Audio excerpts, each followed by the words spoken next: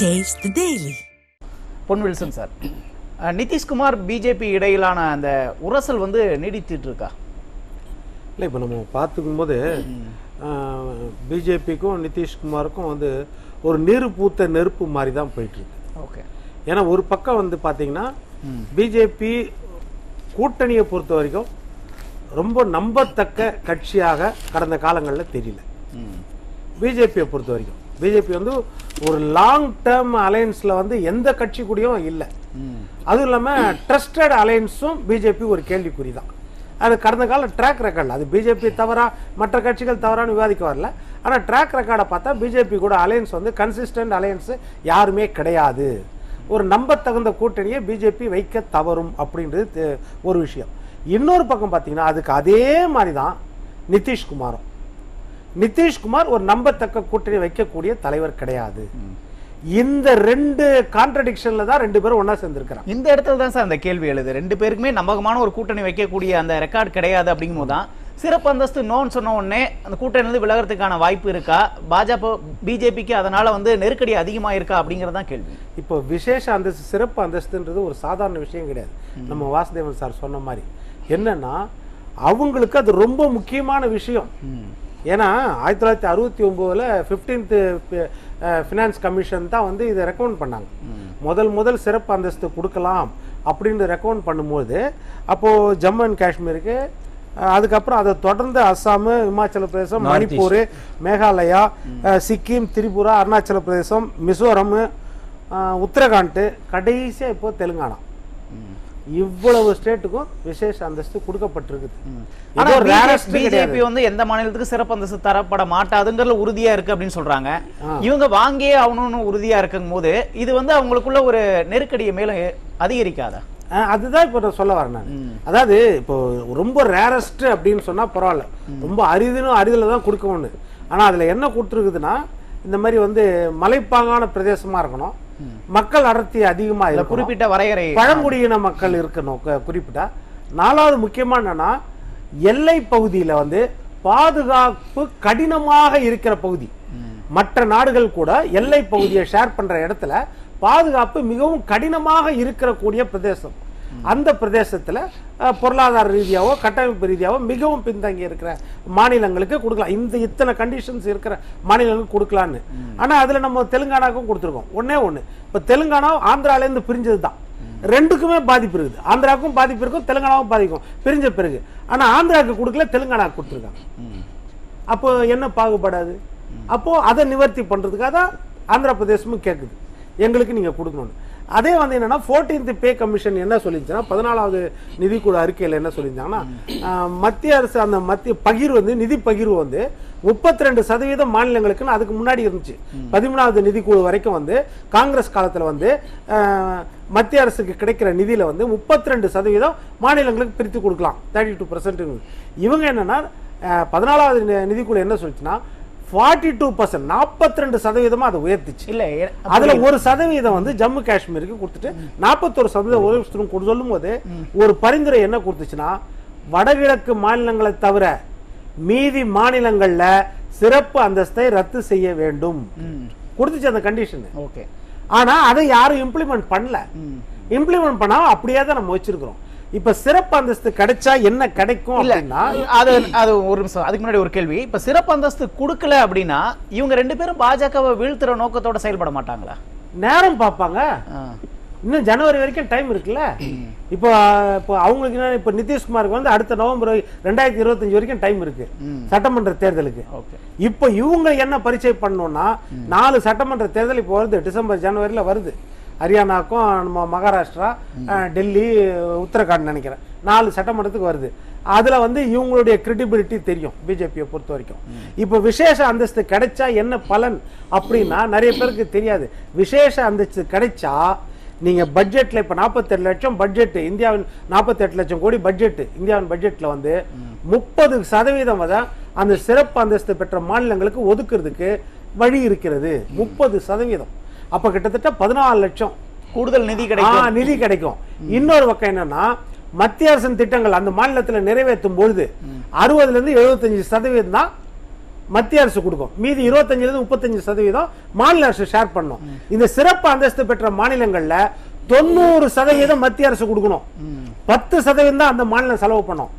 இது இல்லாம corporate tax, income tax, custom duty, இதுல எல்லாம் விசேஷ சலுகைகள் அந்த மாநிலங்களுக்கு கொடுக்கணுங்கிறதுக்காக தான் பீகாருக்கு வந்து சிறப்பு அந்தஸ்து சொல்றாங்களா? எப்படி அதிக நிதி கொடுக்கணும் காரணத்துக்காக தான். அதனாலதான் என்னன்னா அது வந்து சட்டப்பூர்வமாயிடும் கொடுக்கிறது. இப்ப சட்டப்பூர்வமா இல்ல, நாங்களா மனம் வந்து நீங்க கூட்டணியில் இருக்கிறதால உங்க தயவு எங்களுக்கு தேவைன்றதால நாங்களா மனம் வந்து கொடுக்கிறோம் அப்படின்றதுதான் இப்ப நம்ம கலை சார் சொன்ன 58,000 கோடின்றது. அதுதான், அதாவது ஏர்போர்ட் அமைக்கிறதுக்கும் காலேஜ் கட்டுறதுக்கும் ஹைவேஸ் அமைக்கிறதுக்கும் 26,000 கோடி. அப்புறம் வந்து பீகார்ல மின் உற்பத்தி திட்டங்கள் 22,400 மெகாவாட்டுக்காக 21,400 கோடி. பீகார்ல வெள்ள தடுப்புக்கு தமிழ்நாட்டில் தென் மாவட்டங்கள்ல நடந்த வெள்ளம், வட மாவட்டங்கள் நடந்த வெள்ளம், இதெல்லாம் கண்ணுக்கு தெரியாம, ஆனா பீகார்ல மட்டும் வெள்ள தடுப்புக்காக 11,500 கோடி. இப்ப இது ஒதுக்குறாங்கன்னா அந்த மக்கள் என்ன கேட்பாங்கன்னா, எங்களுக்கு சட்டப்பூர்வமா தேர்தல் நேரத்தில் நீங்க என்ன கொடுத்தீங்க, சிறப்பு அந்தஸ்து வாங்கி கொடுப்பேன்னு எங்களுக்கு கிடைக்கிற நிதியை சட்டப்பூர்வமாக்குறேன்னு சொன்னீங்களா இல்லையா? இப்ப எனக்கு நாங்க கெஞ்சி கேட்டு நாங்க நிதி ஆயோக்ல போய் ரிக்வெஸ்ட் பண்ணி உங்ககிட்ட கேட்டு அதுக்கப்புறம் நீங்க சாங்ஷன் பண்றது எங்களுக்கு தேவையில்லை. தேர்தல் நேரத்தில் நீங்க சொன்னது எங்களுடைய உரிமையை நிலைநாட்டுறதுக்காக சிறப்பு அந்தஸ்து கொடுப்பேன்னு சொன்னீங்க, அதை எங்களுக்கு முதல்ல கொடுங்க அப்படின்றதுதான் அந்த மக்களின் கோரிக்கையா இருக்கும். ஆனா அந்த சட்டமன்றத்தை அவர் எதிர்பார்க்கும் போதுதான் நிதிஷ்குமார் ஏற்கனவே அங்க வந்து கடந்த காலங்களில் மாறி மாறி ஆட்சி அமைச்சு அவரு அந்த அமைச்சரவையை கலைச்சிட்டு இவங்க கூட சேருவார், என்டிஏ அமைச்சரவையை கலைச்சிட்டு ஒரே நைட்ல இந்தியா கூட்டணி அந்த சைட்ல சேருவார், இவங்க அமைச்சரவை கலைச்சிட்டு திருப்பி என்டிஏ பக்கம் சேருவார். இதனால அவங்க கிரெடிபிலிட்டி குறைஞ்சிச்சு. அதனால அவர் வந்து ரொம்ப கம்மியான சீட்டு தான் அங்க வாங்கினார். அப்ப நிதிஷ்குமாரோட செல்வாக்க மேலும் குறைக்கணும் அப்படிங்கிற நோக்கத்தோட தான் பிஜேபி நிச்சயமா இருக்கு. ஏன்னா அங்க பிஜேபி நம்பர் 1 கட்சி. பீகார்ல இன்றைக்கு நிலைமையில நம்பர் 1 கட்சி வந்து பிஜேபி. 104 இடங்கள்ல 243 இடத்துல 104 இடங்கள்ல பிஜேபி தான். இன்னொரு 10-15 இடம் கட்சிருந்தா அவங்க தான் ஆட்சி. 104 இடங்கள்ல பிஜேபி தான் ஜெயிச்சிருக்குது.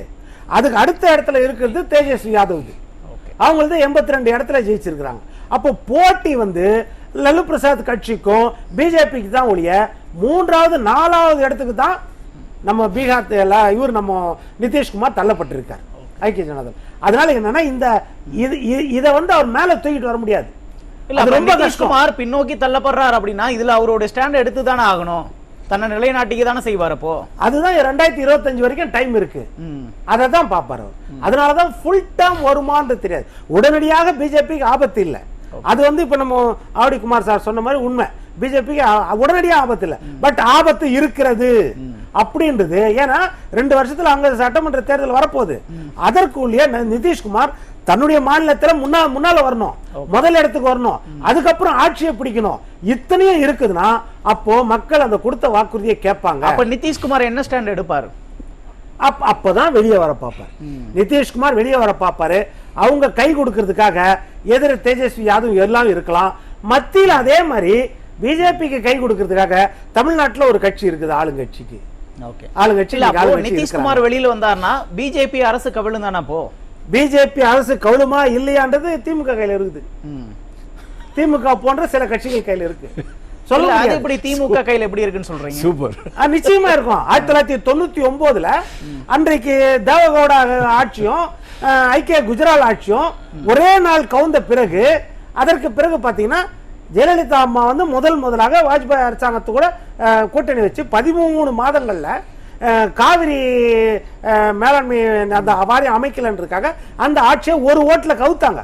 கவுத்த உடனே எப்போ திண்ண காலியாகும், அண்ணன் எதிர்ப்பாரு திண்ண காலியாகும், அங்க உட்காரலான்னு 99 உடனடியாக போய் அந்த இடத்துல இருந்தது திமுக. புரியுது சார். வாசுதேவன் சார் சிரிக்கிறாரு, என்ன அர்த்தம் இருக்கு சார்? விஷயம் இருக்கும், அதான் சிரிக்கிறாரு. 99 இதே மாதிரி ஜெயலலிதா விடுங்க, இவருடைய நரசிம்மராவ் ஆட்சி காலத்தில் ஜர்க்கண்ட் முக்தி மோர்ச்சாக்காரங்களுக்கு பணத்தை கொடுத்து தான் அவங்க வந்து, அதுக்கு தான் நான் உங்கள்கிட்ட சொன்னேன், அந்த ஆட்சியை இது பண்ணிட்டாங்க. இப்போ கூட நான் சொல்கிறேன், அவர் ஒரு திமுகன்னு சொல்கிறத நான் சொல்கிறேன். இருக்கலாம், இல்லாமல் இருக்கலாம். ஆனால் திமுகவை எப்படி ஹேண்டில் பண்ணணும் அப்படிங்கிறது பாரதிய ஜனதா கட்சிக்கு ரொம்ப நல்லா தெரியும்.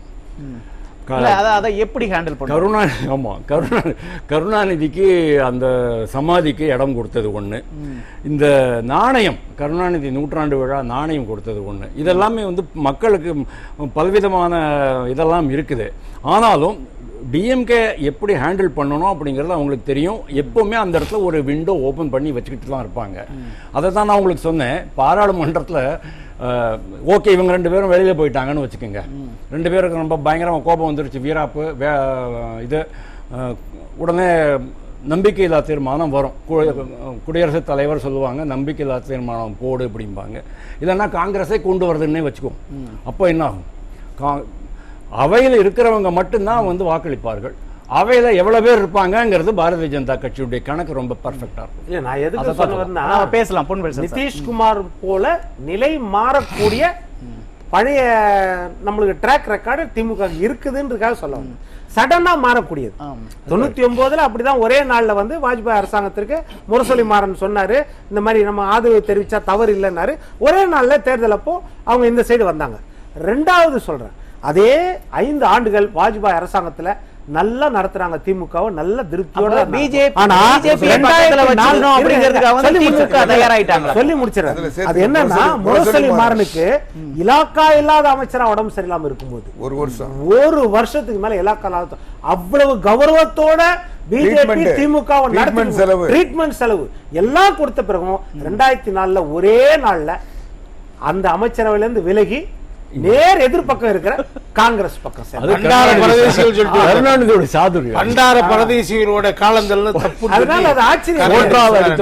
அதனால நிதிஷ்குமார் வெளியே வரவும் வாய்ப்பு இருக்கிறது, திமுக உள்ள போகவும் வாய்ப்பு இருக்குது. ஆனா 2த்துக்கும் கொஞ்சம் காலம் இருக்கிறது. உடனடியாக ஒரு சமயம் நீங்க வெளிப்படையாக சொல்லுங்க, இப்ப பிஜேபி திமுக கூட்டணிக்கான வாய்ப்பு இருக்கா? நிச்சயமா இருக்குது. அவங்க நேச்சுரல் அலையன்ஸ் தானே. ஏற்கனவே கடந்த காலங்களில் நேச்சுரல் அலையன்ஸ்ல இருந்தவங்க எதையும் செய்வாங்க. மத்திய ஆட்சியில் இருப்பதற்கு எதையும் வேணாலும் செய்வாங்க. ஒன்று நான் உங்களுக்கு சொல்றேன், ஒரே ஒரு சின்ன உதாரணம் தான், மன்னிக்கணும். அதாவது 2002 குஜராத் கலவரம், 2500 இஸ்லாமியர்கள் கொல்லப்படுறாங்க, படுகொலை செய்யப்படுறாங்க. அந்த நேரத்தில் வாஜ்பாய் அரசுல மத்திய அரசுல ஒரு திமுக அவருக்கான நேரம் ஒரே நிமிஷம் அவர்கிட்ட நான் பெர்மிஷன் கேட்டு தான் பேசுறேன். அவர் வந்து கேட்கிறாங்க கருணாநிதிட்ட, நீ ஏன் கண்டிக்கவே இல்லைன்னு. அந்த படுகொலையை எல்லாரும் கண்டிச்சிருக்காங்க, ஏன் கண்டிக்கிறேன்னு கேட்டேன். என்ன சொன்னா தெரியுமா, அது தமிழ்நாட்டில் இருக்கிறது குஜராத் அப்படின்னு கேட்டேன். புரியுது சார். பொன்முடிசன் சார், இப்போ அப்போ திமுக பிஜேபி கூட்டணி வச்சா திமுகவுக்கு எதிரான ஒரு அலை வந்து தமிழ்நாட்டில் கிரியேட் ஆகாதா? அது கிரியேட் ஆனா கூட அதை ஃபேஸ் பண்ண அவங்க தயாரா இருப்பாங்க. ஏன்னா அதுல வந்து சொல் வார்த்தைகள்ல அவங்க மிக வல்லமை படைத்தவர்கள். அதற்கேற்ற மாதிரி சொல்லுவாங்க, தமிழ்நாட்டின் நலனை கருதி சிறுபான்மை மக்களுக்கு பாலமாக நாங்க இருந்து மத்தியில் இருக்கிற நலத்திட்டங்களை பெறுவதற்காக கூட்டணியில் இருக்கிறோம் அப்படின்ற வார்த்தையை அழகா பயன்படுத்திடுவாங்க. அவ்வளவுதான். தமிழ்நாட்டை பொறுத்த வரைக்கும் ஒரு பெரிய மாற்றம் அந்த நேரத்தில் ஏற்படும். அதுதான் சொல்றேன் நானு. 2025 நிதிஷ்குமார் வெளியே போகும்போது உள்ள போன பிறகுதான் 2026 தமிழ்நாட்டில் மாநில தேர்தல் நடக்கும். அப்பதான் மக்கள் உண்மையான பரீட்சா திருத்தம் மக்களுக்கு இருக்கும். அன்னைக்குதான் அந்த பரீட்சை மக்களுக்கு இருக்கும், உண்மையில எந்த பக்கம் நிக்கணும் அப்படின்றது. ஏன்னா சில விஷயங்கள்ல இவங்க இணக்கமா தான் இருக்கிறாங்க. பிஜேபி கூட நம்ம வந்து அதை மாற்றமே முடியாது. ஏனென்றால் உதயநிதி தனியா போய் பார்க்கிறாரு, உடனடியாக அப்பாயின்மெண்ட் கொடுக்குறாங்க. இங்க விளையாட்டு நிகழ்ச்சிகளுக்கு வர சொல்றாரு, உடனே வராங்க அவங்க. அதனால இதெல்லாம் வந்து தொடர்ந்து நடந்துட்டு தான் இருக்குது.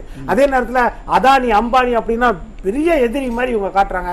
ஆனா கிட்டத்தட்ட 42,000 கோடி வந்து அதானிக்கு டேட்டா சென்டர் வந்து இவங்க ஆர்டர் கொடுத்துருக்காங்க.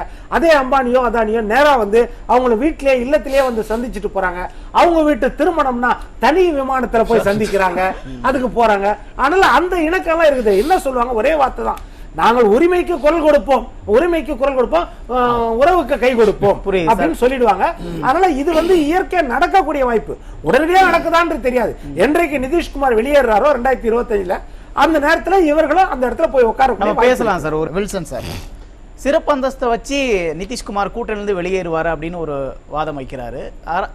அரசியல் களத்தில் அடுத்து என்ன நடக்கும் நம்ம எதிர்பார்க்கலாம்? இல்ல, சிறப்பு அந்தஸ்து மட்டும் இல்ல, அங்க வந்து நிறைய தேர்தல் வாக்குறுதிகள் பீகார்ல கொடுத்தாங்க. எப்படின்னா ஏகப்பட்ட சர்க்கரை ஆலைகள் மூடப்பட்டு விட்டது கடந்த காலத்துல. அதற்கெல்லாம் மத்திய அரசு நிதி செய்யும், அவர்கள் மத்திய அரசின் உதவியோடு அந்த சர்க்கரை ஆலைகள்லாம் திறப்போம் அப்படின்னு நிதிஷ்குமார் கொடுத்தாரு. இன்னைக்கு வரைக்கும் ஒரு சர்க்கரை ஆலை திறக்கல. அதுக்கு அடுத்து என்னன்னா ஒரு மாவட்டத்திற்கு ஒரு தொழிற்சாலை மத்திய அரசு நிதியுதவியோடு வேலை வாய்ப்பை பெருக்கக்கூடிய அளவுக்கு, தொழில் வளர்ச்சியை பெருக்கக்கூடிய அளவுக்கு, பொருளாதாரத்தை பெருக்கக்கூடிய அளவிற்கு ஒரு மாவட்டத்திற்கு ஒரு தொழிற்சாலை நாங்கள் வந்து 100 நாட்களுக்குள் அமைக்கப்படும் தேர்தல் நேரத்தில் வாக்குறுதி கொடுத்திருந்தாங்க. அது சம்பந்தமா எந்த விஷயமும் இந்த பட்ஜெட்ல கூட அது வரல. இப்ப இதெல்லாம் அந்த லோக்கல்ல இருக்கிற மக்களுக்கு அதிருப்தி, வேலையில்லா திண்டாட்டம் அங்க பெருகி போயிருக்கிறது, உற்பத்தி குறைஞ்சு போயிருக்கிறது. இப்ப இந்த அதிருப்தி எல்லாம் அந்த மக்கள்கிட்ட இருக்குது. நீங்க மத்தியில ஆட்சியில கூட இருக்கிறீங்க. அப்படி இருக்கும் இன்னொரு பக்கம் அங்க பிஜேபிக்குள்ளேயே வந்து நிதிஷ்குமார் மேல மிகப்பெரிய அதிருப்தி. காரணம் என்னன்னா சாம்ராட் சௌத்ரின்றவர் தான் மாநில தலைவராக இருந்தார். அவரை நீக்கணும்னு சொல்லி இவர் பிரஷர் கொடுத்து திலீப் ஜெய்ஸ்வால மாநில தலைவர் ஆகிட்டு ஏற்கனவே இந்த சாம்ராட் சௌத்ரியை நீ மாநில தலைவர் பதவியிலிருந்து நீக்கியாச்சு. துணை முதலமைச்சராக இருக்காரு, வேற விஷயம், பதவியில நீக்கியாச்சு. அப்போ பிஜேபி என்ன செய்யறாங்கன்னா மேலிட தலைமை நிதிஷ்குமார் சொல்றதெல்லாம் கேட்டுட்டு நம்மளை இங்க பகடிக்காயா பயன்படுத்துறாங்கன்னு அங்க இருக்கிற பிஜேபி தலைவர்களுக்கும் தொண்டர்களுக்குமே ஒரு அதிருப்தி இருக்குது மத்திய தலைமை மேலையும் நிதிஷ்குமார் கட்சி மேலையும். இப்ப இதுவும் தேர்தலில் பிரதிபலிக்கும். அதனால இந்த பிரச்சனை எல்லாம் சேர்த்துதான் சொல்றேன், நிதிஷ்குமார் அந்த அளவுக்கு இந்த கூட்டணியில நீடித்து நிலைத்து இருக்க வாய்ப்பு இல்லை. ஆனா பிஜேபி கவுளுமான்றது கிடையாது. மற்ற சாய்ஸஸை வச்சுட்டு பிஜேபி ஆட்சி நிலைக்கலாம். ஆனால் நிதிஷ்குமார் இருக்கிறது நிரந்தரம் கிடையாது. ஓகே, நன்றி.